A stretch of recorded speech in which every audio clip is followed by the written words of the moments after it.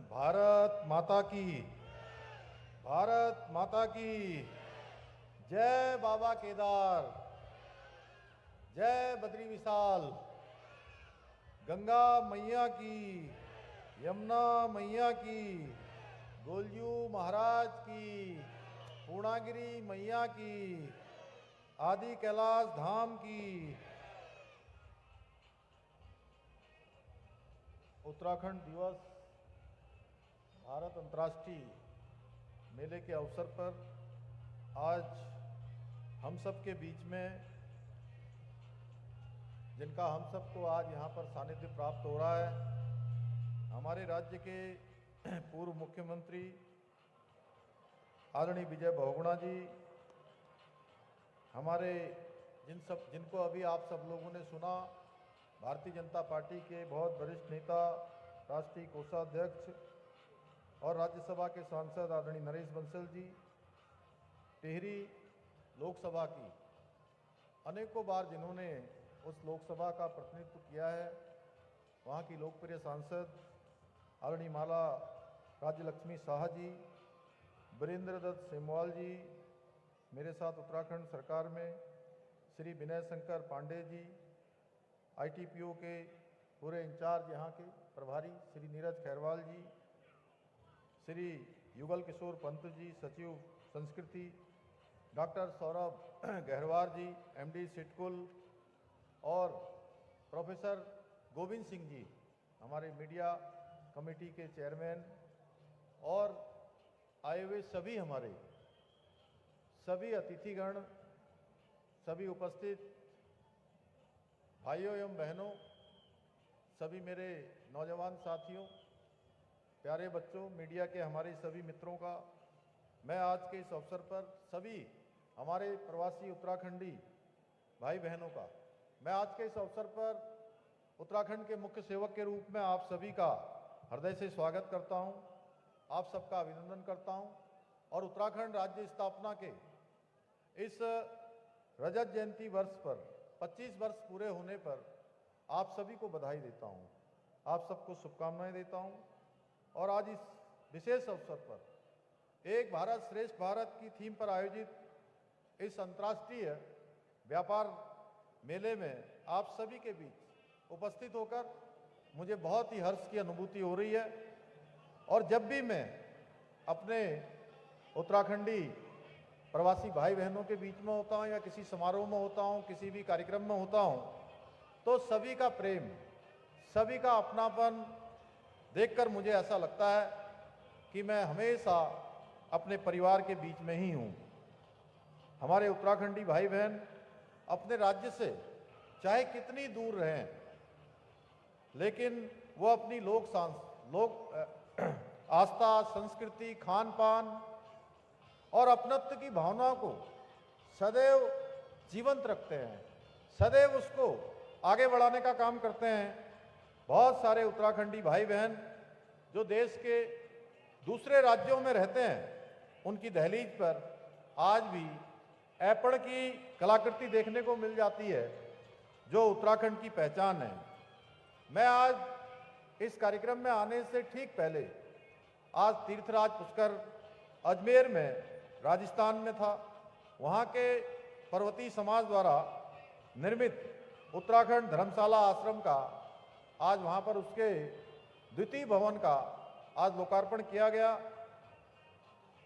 हमारे उत्तराखंडी समाज द्वारा किसी भी दूसरे राज्य में इस प्रकार से सांस्कृतिक पहचान को बनाए रखने का यह प्रयास बहुत अद्वितीय है।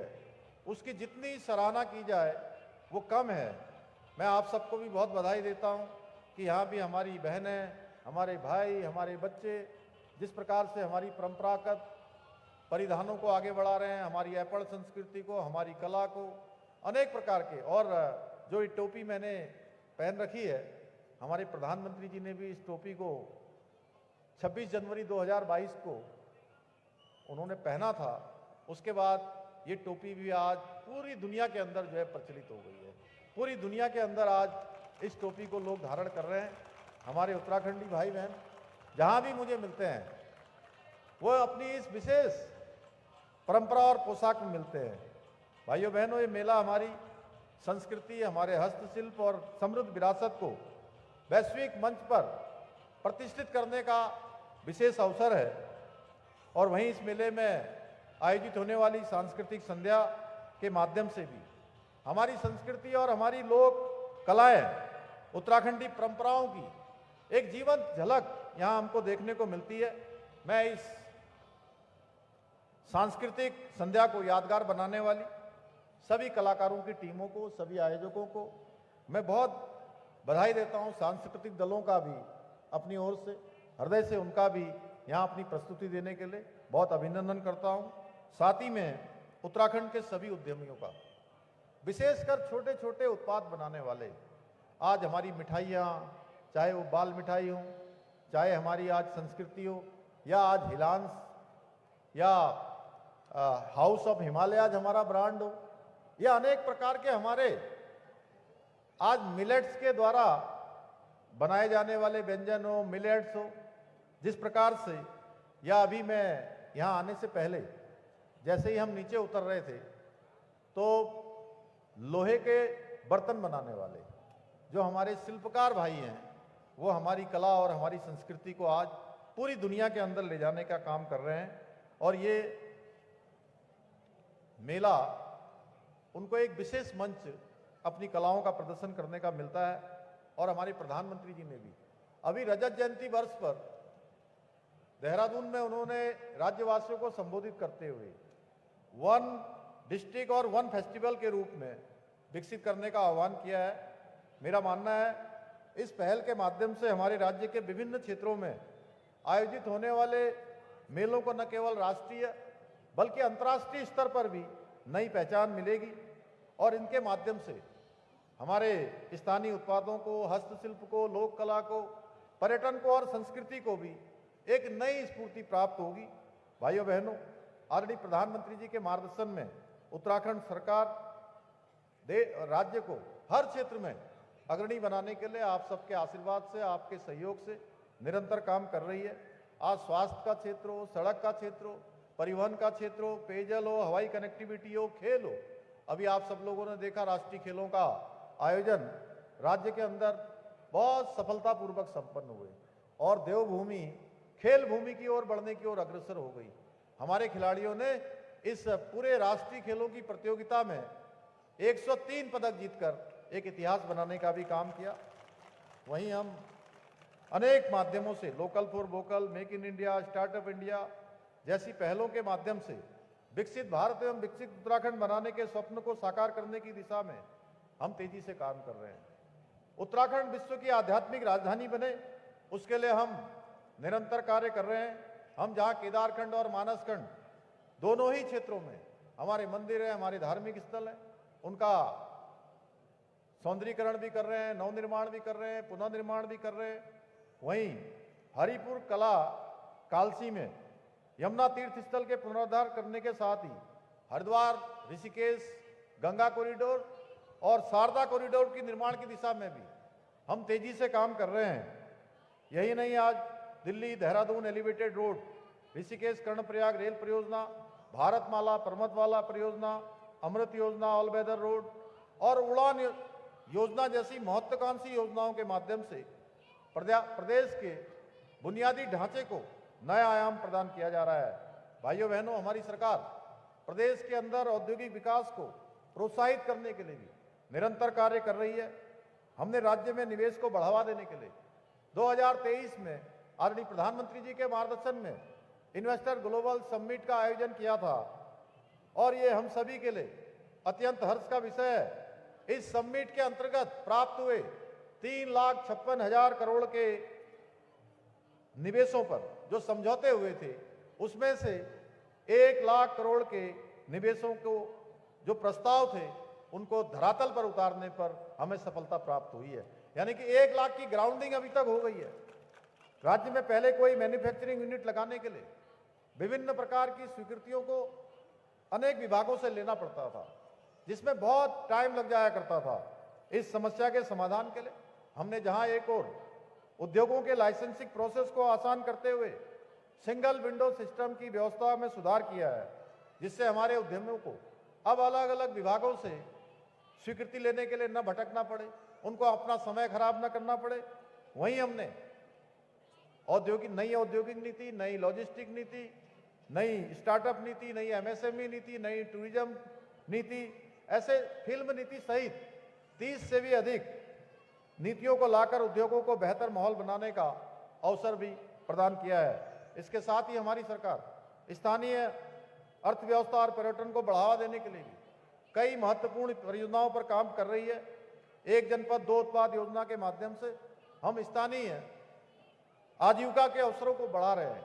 वहीं हाउस ऑफ हिमालयाज ब्रांड के माध्यम से हमारे जो पारंपरिक रूप से बनने वाले उत्पाद हैं, आज उनको देश और दुनिया के अंदर व्यापक पहचान दिलाने के भी प्रयास किए जा रहे हैं। इसके साथ ही state millet mission, farm machinery bank, apple mission, नई पर्यटन नीति, नई फिल्म नीति, home stay, wed in Uttarakhand और सौर स्वरोजगार योजना जैसी पहलों के माध्यम से स्थानीय अर्थव्यवस्था को मजबूती प्रदान करने के भी बृहद रूप से कार्य किया जा रहा है। और इन्हीं सभी प्रयासों का परिणाम है, आप सब देखते होंगे, विभिन्न प्रकार की चुनौतियों का हमें सामना करना पड़ता है। इस वर्ष आपने देखा 5 अगस्त से भीषण आपदा का पूरे प्रदेश को सामना करना पड़ा है। प्रत्येक वर्ष हमको आपदा का किसी न किसी रूप में सामना करना पड़ता है, अनेक परेशानियों से जूझना पड़ता है, लेकिन इन सभी का सामना करते हुए पिछले 4 वर्षों में हमने अनेक उल्लेखनीय उपलब्धियां भी हासिल की हैं, जिनकी गूंज आज पूरे देश में सुनाई दे रही है।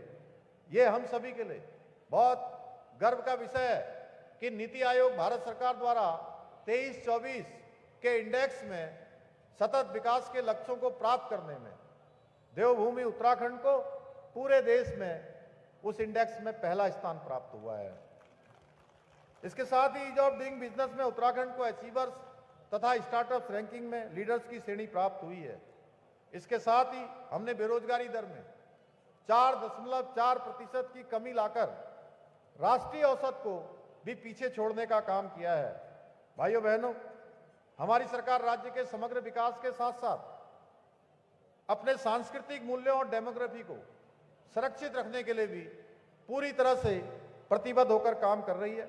हाँ, हमने प्रदेश में एक और सख्त धर्मांतरण रोधी कानून लागू किया है, सख्त दंगा रोधी कानून लागू किया है।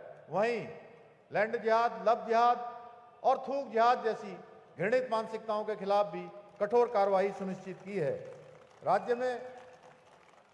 राज्य में ऑपरेशन कालनेमी चलाकर सनातन हिंदू धर्म को बदनाम करने वाले छद्म वेशधारियों और जिहादियों को पकड़ने का काम भी हमने किया है। वहीं लैंड जिहाद पर कड़ी कार्रवाई करते हुए 10,000 एकड़ से अधिक सरकारी भूमि को हमने लैंड जिहादियों से भी मुक्त कराया है। इसके साथ ही करीब 250 से अधिक अवैध मदरसों को सील करने के साथ ही 500 से अधिक अवैध रूप से बनी हुई अवैध संरचनाओं को हटाने का काम भी किया है। यही नहीं, अभी हाल ही में हमने प्रदेश में नया कानून लागू करके मदरसा बोर्ड को समाप्त करने का भी निर्णय लिया है। इसके परिणाम 1 जुलाई 2026 के बाद दिखाई पड़ेंगे। आप प्रदेश के अंदर किसी भी मदरसे में राज्य के माध्यमिक शिक्षा बोर्ड के द्वारा जो निर्धारित सिलेबस यदि नहीं पढ़ाया जाएगा तो ऐसे मदरसों की मान्यता स्वतः ही समाप्त हो जाएगी। हमने राज्य में नकल माफियाओं पर अंकुश लगाने के लिए देश का सबसे सख्त नकल विरोधी कानून लागू किया है, जिसका परिणाम हुआ है पिछले 4.5 वर्षों में 26,500 से भी अधिक नौजवान युवाओं को पारदर्शी तरीके से सरकारी नौकरियां प्राप्त करने में सफलता प्राप्त हुई है। हमने बीते 4 वर्षों में जितनी नौकरियां प्रदान की हैं वो राज्य गठन के 50 से लेकर अभी तक 2 गुना से भी अधिक है। इसके साथ ही हम राज्य में भ्रष्टाचार को समाप्त करने के लिए जीरो टॉलरेंस की नीति के तहत संकल्पित होकर काम कर रहे हैं। अब कोई किसी वर्ग में हो, किसी सेवा में काम करता हो, यदि अपनी सेवा में कहीं लापरवाही बरतेगा, भ्रष्टाचार करेगा, उसको किसी कीमत पर छोड़ा नहीं जाएगा। इसके परिणाम सबके सामने आ गए हैं। पहले के समय में आपने देखा होगा केवल एक फॉर्मेलिटी पूरी की जाती थी, औपचारिकता पूरी की जाती थी, छोटे छोटे कर्मचारियों पर कार्रवाइयां होती थी, लेकिन बड़े बड़े जो अपनी लापरवाही करने वाले थे, भ्रष्टाचार करने वाले थे, उन तक पकड़ नहीं हो पाती थी, उन तक शिकंजा नहीं कसा जाता था। भाइयों बहनों, हमने इस एक जो परिपाटी थी उस परिपाटी को भी बदलने का काम किया। छोटा हो बड़ा हो, यदि कहीं भी कोई गड़बड़ी करेगा तो उसको किसी भी कीमत पर बख्शा नहीं जाएगा। आज के अवसर पर मैं आप सभी से यह आग्रह करना चाहता हूं कि आप सभी आदरणीय प्रधानमंत्री जी का स्वदेशी अपनाओ और देश को मजबूत बनाओ के मंत्र को आत्मसात करते हुए अधिक से अधिक स्वदेशी उत्पादों का उपयोग करें। यदि हम सभी स्वदेशी वस्तुओं को प्राथमिकता देंगे तो यह हमारा कदम न केवल हमारे कारीगरों, किसानों और उद्यमों को सशक्त बनाएगा, बल्कि आत्मनिर्भर भारत के संकल्प को भी मजबूती प्रदान करेगा। भाइयों बहनों, हमारी सरकार उत्तराखंड को देश का श्रेष्ठ राज्य बनाने के अपने विकल्प रहित संकल्प को लेकर निरंतर कार्य कर रही है। मुझे पूरा विश्वास है हमारे इस संकल्प को साकार करने हेतु हमारे सभी प्रवासी भाई बहन, देश और दुनिया के अंदर रहने वाले या दिल्ली और एनसीआर के आसपास और पूरे भारत के अंदर रहने वाले सभी प्रवासी भाई बहन हमारी सरकार के साथ कंधे से कंधा मिलाकर पूर्ण मनोयोग के साथ अपना योगदान, अपना समर्थन हमें देते रहेंगे और हम सभी मिलकर उत्तराखंड को देश का अग्रणी राज्य बनाने में अवश्य सफल होंगे। मुझे यह भी बताया गया है कि इस वर्ष के IITF के अंतर्गत राज्य पैवेलियन में हमारे हथकरघा बुनकरों, हस्तशिल्पियों एवं लघु उद्यमियों द्वारा विगत दिनों में 1 करोड़ से अधिक की बिक्री अभी तक हो चुकी है तथा 2.5 करोड़ से अधिक के ऑर्डर अभी तक उनको प्राप्त हो चुके हैं एवं दिनांक 27 तक 2.5 करोड़ की बिक्री हो जाएगी एवं 5 करोड़ तक के ऑर्डर उनको प्राप्त हो जाएंगे। राज्य स्थापना जयंती के अवसर पर यह रजत जयंती वर्ष है, इसलिए मैं घोषणा करता हूं कि राज्य के स्थानीय उत्पादों को प्रोत्साहित करने के लिए राज्य पैवेलियन में स्टॉल लगाने हेतु लगने वाले शुल्क को माफ किया जाएगा। इसी विश्वास के साथ एक बार फिर से मैं आप सभी का धन्यवाद करते हुए सभी के उज्जवल भविष्य की कामना करते हुए मैं अपनी बात समाप्त करता हूं। धन्यवाद।